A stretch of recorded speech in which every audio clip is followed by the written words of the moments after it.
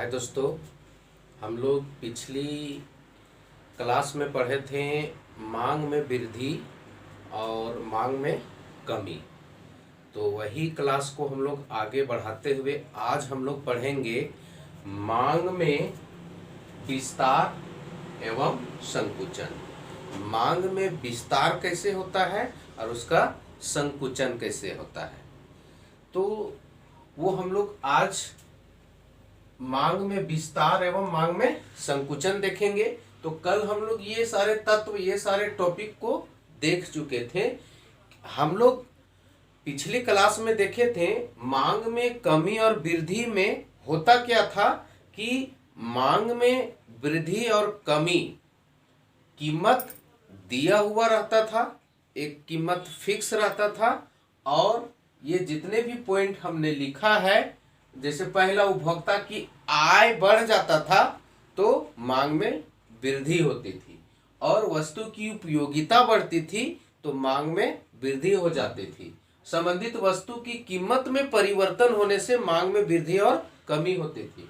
उपभोक्ता की रुचि, फैशन, ये सब चेंज होने, परिवर्तन होने से मांग में वृद्धि और कमी होती थी। और भविष्य में कीमत में परिवर्तन की जब शंका हो, आशंका हो, तब मांग में वृद्धि और कमी होती थी। तो आज हम लोग देखेंगे मांग में विस्तार एवं संकुचन, है ना। इंग्लिश में इसको हम लोग बोलते हैं एक्सटेंशन इन डिमांड। डिमांड में एक्सटेंड करेगा, वृद्धि होगा, एक्सटेंशन होगा, और संकुचन कंट्रैक्शन होगा, नैरो होगा, संकुचित होगा। तो हम लोग इसको विस्तार और संकुचन को चित्र के माध्यम से देखते हैं। हम लोग पहले देखेंगे मांग में विस्तार। मांग में विस्तार वस्तु की कीमत के घटने के कारण इसकी मांगी गई मात्रा का बढ़ना। इसमें हम लोग वृद्धि में देखते थे और कमी में वस्तु की कीमत दिया हुआ रहता था। यहां आज हम लोग पढ़ेंगे विस्तार में कि मांग में विस्तार वस्तु की कीमत के घटने के कारण यहां कीमत घटेगा। विस्तार में कीमत घटेगा और संकुचन में कीमत बढ़ेगा। तो यहां बोल रहा है मांग में विस्तार वस्तु की कीमत के घटने के कारण इसकी मांगी गई मात्रा का बढ़ना, बढ़ रहा है, तो क्या होगा? विस्तार होगा। तो आइए फिगर के माध्यम से देखते हैं। हम लोग एक पॉजिटिव क्वाड्रेंट लेते हैं, ये मेरा एक्स अक्ष हो गया और ये वाई अक्ष हो गया। इधर हम लोग मांगी गई मात्रा को लेते हैं, क्वांटिटी को या यूनिट को लीजिए। यूनिट 1 2 3 4, इधर भी लीजिए। प्राइस को इस प्राइस पे अगर इधर हम लेते हैं 1 2 3 4 दिखा सकते हैं हम लोग। तो हम लोग का जो डिमांड लाइन होता है, डिमांड लाइन है, ये हमारा नेगेटिव होता है। डिमांड, ये मांगी गई मात्रा, वस्तु की मांगी गई मात्रा और कीमत के बीच विपरीत संबंध होता है, नेगेटिव रिलेशन। हम लोग पिछले कक्षा में पढ़ चुके हैं। तो आइए हम देखते हैं। ये मेरा सभी ये स्थिर है। कीमत के अलावा जितना भी तत्व है, जितना भी बिंदु हम लिखे हैं, या इनके अलावा भी कोई बिंदु है तो सभी स्थिर रहेगा। सिर्फ मेरा कीमत में परिवर्तन होगा। तो कीमत चेंज होगा। यदि इस कीमत पे मेरा मांगी गई मात्रा इतना हो रहा है, ये इसको हम लिख देते हैं P, और यहां मेरा हो गया Q हो गया। इस मात्रा का डिमांड होगा। P प्राइस पे OQ डिमांड होगा। यदि प्राइस को हम P से P1 लाते हैं इस प्राइस पे, तो इसका मांगी गई मात्रा वृद्धि होगी। क्या होगा? Q1 होगा। ठीक उसी तरह P1 से हम P2 आते हैं इस प्राइस पे, तो P2 आएंगे तो फिर मेरी मांगी गई मात्रा में वृद्धि होगी और क्या हो जाएगा? Q2 होगा। तो ये Y अक्ष पर हम कीमत को दिखाए हैं और एक्स अक्ष पर मांगी गई मात्रा को दिखाते हैं। तो इसमें मेरा इस कीमत पर पी कीमत पर क्यू मात्रा डिमांड हो रहा है, यानी कि कीमत घट रहा है।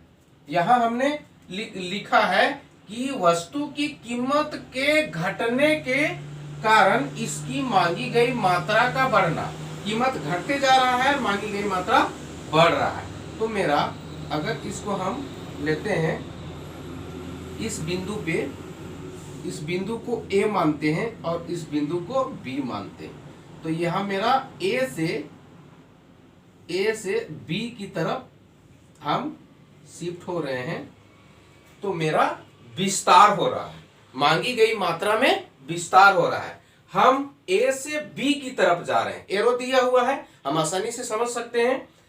ए मेरा हायर प्राइस है, ज्यादा कीमत पर कम मात्रा मांगी जा रही थी, और जब मेरा कम कीमत हुआ P1 से P2 आया तो P2 हम B इस बिंदु यानी कि Q2 मात्रा का मांग किया जा रहा है। ये तो मेरा क्या हो गया, मांग में विस्तार हो गया।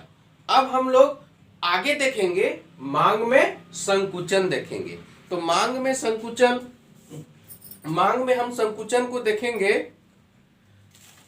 मांग में संकुचन को देखते हैं तो हम एक वर्ड को चेंज करते हैं, जहां विस्तार लिखा हुआ है वहां हम संकुचन लिख देते हैं, और जहां घटना लिखा हुआ, कीमत के घटने, तो यहां क्या लिख देंगे, बढ़ने लिख देंगे, कीमत के बढ़ने।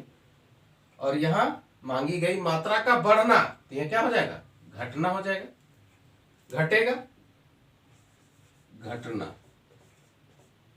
इसी फिगर को हम लोग उल्टे तरीके से देखेंगे, तो यह क्या होगा, बढ़ने के कारण, और यहां संकुचन, संकुचन, संकुचन। अब हम लोग विस्तार को देख लिए, मांग में विस्तार को देखें। अब हम देखेंगे मांग में संकुचन। तो संकुचन कैसे होगा, जस्ट वही फिगर को लेते हैं हम, एक पॉजिटिव क्वाड्रेंट लिए, धनात्मक चतुर्थांश, ये मेरा एक्स अक्ष हो गया, ये वाई अक्ष हो गया, ये मेरा ओरिजिन पॉइंट हुआ। अब हम मांगी गई मात्रा और कीमत के बीच ऋणात्मक संबंध बताने वाली डिमांड लाइन को खींच दिए। अब हम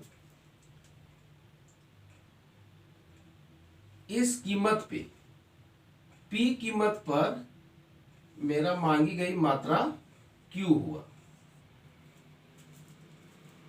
अब प्राइस बढ़ा दिए, P से P1 कर दिए, इस कीमत पर P से P1 हो गया, तो प्राइस बढ़ा। किसी भी चीज का कीमत बढ़ता है तो हम क्या करते हैं, उस चीज को कम मांग करते हैं, मेरे पास खरीदने की शक्ति कम हो जाती है, तो P1 से हम Q1 मात्रा खरीदेंगे। और जब P2 मेरे पास प्राइस हो जाएगा और बढ़ गया, प्राइस बढ़ गया, कीमत बढ़ गया उस वस्तु का, तो हम फिर वस्तु को घटा देंगे, Q2 मात्रा परचेज करेंगे। ये मांगी गई मात्रा हो गया और ये मेरा कीमत हो गया। तो यहां मेरा प्रारंभिक बिंदु है A और यहां B, तो हम A से B की तरफ शिफ्ट हो रहे हैं। ये आपका A से हम B की तरफ शिफ्ट हो रहे हैं, ऊपर जा रहे हैं। तो पहले मेरा मात्रा OQ हो रहा था, पहले OQ हो रहा था, अब क्या हो रहा है, OQ2 हो रहा है, तो संकुचन हो गया। संकुचन मतलब कम हो, संकुचन। तो हम देख रहे थे कि P प्राइस पे मेरा Q मांग हो रहा है और P1 पर Q1 और P2 पर Q2, तो हम A से B की तरफ जा रहे हैं और एक ही डिमांड लाइन पर संचलन हो रहा है, एक ही रेखा पर नीचे से ऊपर की तरफ हम जा रहे हैं।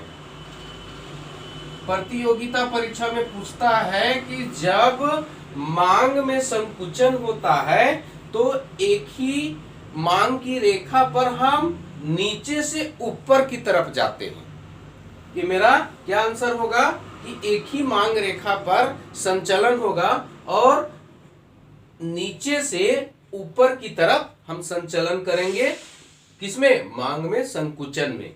और मांग में विस्तार में हम क्या करते हैं? मांग में विस्तार होगा तो ऊपर से नीचे की तरफ एक ही डिमांड लाइन पर हम क्या करते हैं? संचलन करते हैं।